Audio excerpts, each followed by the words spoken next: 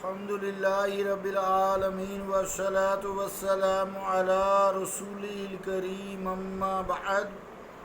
فأعوذ بالله من الشيطان الرجيم بسم الله الرحمن الرحيم وعن أبي موسى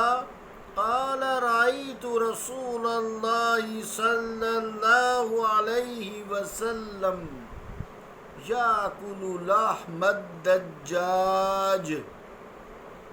متفق عليه صدق اللہ و صدق رسولہ الکریم۔ عزیزان گرامی قدر، السلام علیکم ورحمۃ اللہ وبرکاتہ۔ حدیث پاک کا ترجمہ یوں ہے، روایت ہے حضرت ابو موسیٰ رضی اللہ تعالیٰ عنہ سے، فرماتے ہیں میں نے رسول اللہ صلی اللہ علیہ وسلم کو مرغ کھاتے دیکھا۔ مسلم و بخاری۔ اللہ اور اس کے رسول کا قول سچا ہے۔ عزیزان گرامی قدر، دجاج چاہے مرغ نر ہے یا مادہ ہے اسے دجاج بولتے ہیں، یعنی مرغے کو بھی دجاج کہتے ہیں اور مرغی کو بھی دجاج کہتے ہیں۔ یہاں دونوں سے مراد ہے کہ چاہے وہ مرغی تھی چاہے وہ مرغا تھا، اس لیے اس کو دجاج کا لفظ سے منسوب کیا گیا ہے۔ اور جو فقط نر مرغ ہو، میل جسے کہتے ہیں، اس کو جو ہے ویک کہتے ہیں۔ یہاں مرقات نے فرمایا کہ فقراء کو مرغیاں پالنا چاہیے، فقراء کو مرغیاں پالنا چاہیے، یعنی غریب لوگوں کو مرغیاں پالنی چاہیے۔ ایک فقیر وہ اللہ تعالیٰ کے خاص فقیر ہوتے ہیں جو لوگوں کے سامنے ہاتھ نہیں پھیلاتے، ان کو کوئی مال و دولت سے غرض نہیں ہوتی۔ اس کے بارے میں جو آیت للفقراء الذین احصروا فی سبیل اللہ، وہ اور ہے، یہ جو بھکاری ہیں یہ اور ہیں۔ تو جو عام فقیر سے مراد یہاں یہ ہوگی فقراء، کہ اس کے پاس روز مرہ کی جو انکم ہے یا روز مرہ کے اخراجات ہیں اس سے مشکل پورے ہوتے ہوں، اور یہ چونکہ مرغی سستی ہوتی ہے اس لیے فرمایا کہ انہیں مرغی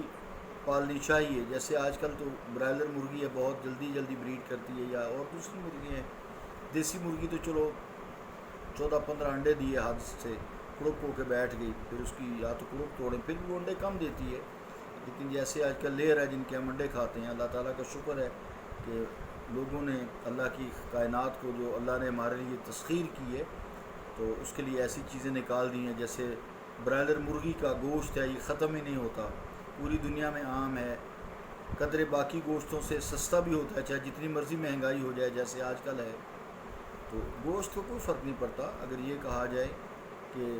دنیا کی بہترین جو گوشت ہے اس وقت پرندوں کا ہوتا ہے، جیسے تیتر ہے، پھر کالا بھورا، اس طرح کے مختلف علاقوں کے تیتر، بٹیر، اس طرح چکور، تو پھر یہ مرغی بھی پرندہ ہے، جیسے شتر مرغ بھی پرندہ ہے، تو یہ پرندوں میں شمار ہے، اس لیے اس کا گوشت بھی اولیت کے درجات میں شامل ہوتا ہے۔ یہ جو لوگوں نے ایک مہم چلائی ہوئی ہے، بات چلتے چلتے کرتا چلوں، یہ وہ کھاتی ہے یہ کھاتی ہے، وہ مرغی جو مرضی کھاتی ہے رہتی حلال ہی ہے، اور اس کی گوشت کی کمپوزیشن وہی رہتی ہے، گوشت وہی رہتا ہے۔ ہاں جو مرغی جو باہر نکلتی ہیں، دیسی مرغیاں گاؤں وغیرہ میں جو لوگ پخانہ بچے باہر کرتے ہیں یا بڑے کرتے ہیں وہ پخانہ کھاتی ہیں، تو اگر آپ نے دیکھا ہے کہ یہ پخانہ کھاتی ہے تو اس کو حکم یہ ہے کہ 3 دن بند رکھو پنجرے میں، پھر اس کو دانہ دوسرا ڈالو تاکہ اس کے گوشت میں سے اسمیل نہ آئے، بس دیٹس آل۔ یا پھر برائلر اگر آپ اس کو اگر چاہتے ہیں تو دیسی کی طرح کافی ہو جائے تو آپ اس کو 3-4 دن پنجرے میں بند رکھیں، عام خوراک ڈالیں، وہ ویٹ ضرور ڈکریز کرے گی کیونکہ اس خوراک سے ویٹ انکریز جلدی ہوتا ہے۔ تو بہرحال مرغی حلال ہی رہتی ہے، بہترین گوشت ہے، کھایا کریں، کوئی ایسی بات نہیں، اللہ تعالیٰ کی حلال چیز ہے۔ واپس آتے ہیں کہ یعنی فقراء کو، مسکینوں کو، غریب لوگوں کو مرغیاں پالنی چاہیے، اور جو امیر لوگ ہیں، کیونکہ بکری مہنگی ہوتی ہے آج کل، دیکھیے قربانی میں بکروں کی قیمتیں دیکھیں آپ تو یہ جو امیر لوگ ہیں ان کو بکریاں پالنی چاہیے، اور جہاں پھر انہوں نے عجیب حکایات بھی نقل فرمائی ہیں، تو اللہ تعالیٰ فضل کرے۔ پھر آگے اس کی بہت ساری جتنا بھی آپ سوچتے ہیں وہ کم ہے، مرغی جیسے مر جائے تو کوئی بات نہیں، سستی ہوتی ہے، بکری مر جائے تو مہنگی ہوتی ہے، امیر آدمی تو برداشت کر لیتا ہے لیکن غریب آدمی کے لیے مشکل ہو جاتی ہے دوبارہ لینا، تو مرغی مر گئی تو دوبارہ لے آئے گا، چھوٹے چھوٹے چیزیں بھی ملتے ہیں، پال بھی جاتے ہیں۔ تو عزیزان گرامی قدر، بہرحال جو بھی ہے بہت سارا آپ سوچ سکتے ہیں۔ اس حدیث سے دو مسئلے معلوم ہوئے، ایک یہ کہ مرغ حلال ہے، چاہے دیسی ہے، چاہے ولایتی ہے، چاہے فارمی ہے، چاہے انگریزی ہے، چاہے چائنیز، چھوٹی چھوٹی بینٹم قسم کی مرغیاں، بڑی نسلیں ہیں۔ یہ دیکھیں لاہور میں آ کے جو ادھر ٹولنٹل مارکیٹ ہے، تو لوگ اب بلکہ اس کا تو بزنس کرتے ہیں، 10-20 ہزار، بڑے بڑے مہنگے لاکھوں تک بھی جوڑے ملتے ہیں۔ بہرحال دیٹ از دی بزنس، لیکن یہ ہم کھانے کی بات کریں،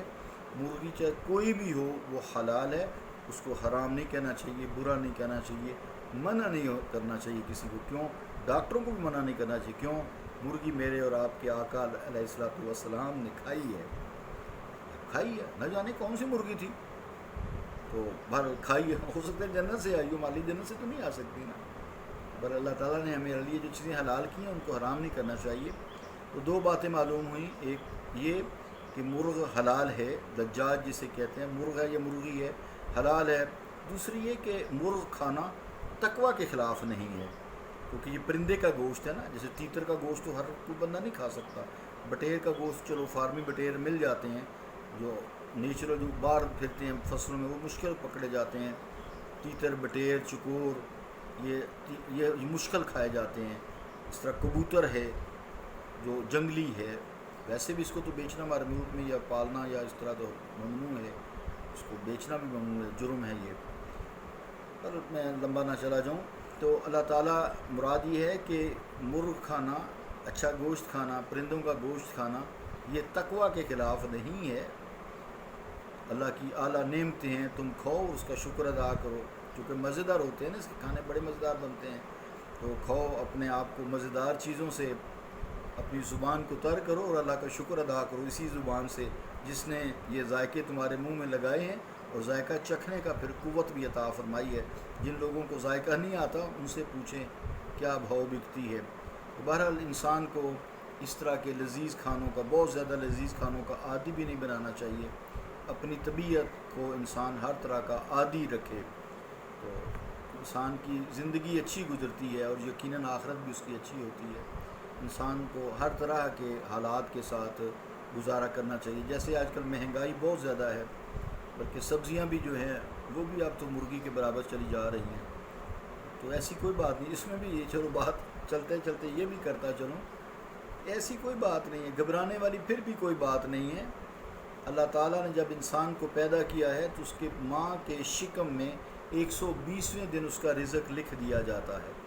اب وہ حلال کرتا ہے یا حرام کرتا ہے، رزق ملے گا اتنا ہی، لیکن یہ اختیار دیا ہے تم حلال کھاؤ گے تب بھی اتنا ہی ہے، حرام کھاؤ گے تب بھی اتنا ہی ہے، کیونکہ رزق میں نے تمہاری ماں کے شکم میں لکھ دیا ہے۔ بہت ساری باتیں ہوتی ہیں، میں وقت کے ساتھ ساتھ کرتا جاتا ہوں۔ صلی اللہ تعالیٰ علی رسول خیر خلقہ محمد وعلی آلہ وصحبہ اجمعین برحمتک یا ارحم الراحمین۔